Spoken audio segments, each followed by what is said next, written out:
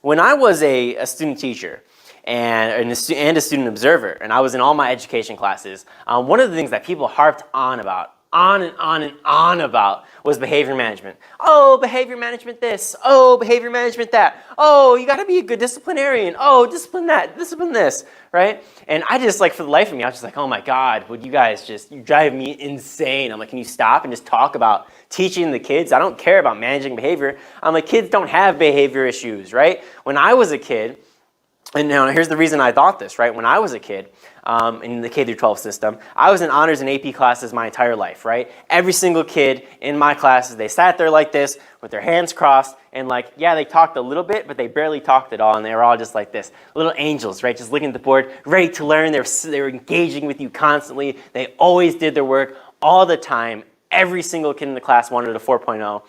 And then when I got to the field of education and everybody was saying this, I was like, you guys are just insane. I'm like, I don't know who you're teaching, like, but you guys have just been dealt a bad hand or something, because I have no idea what you're talking about. That is just so out of anything I've ever experienced in my life.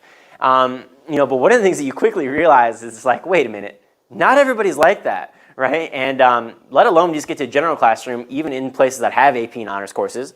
And then when you get into rougher districts, right, your inner city, urban places, those places are rough, man. And you have absolutely no idea how absolutely difficult and vital behavior management becomes.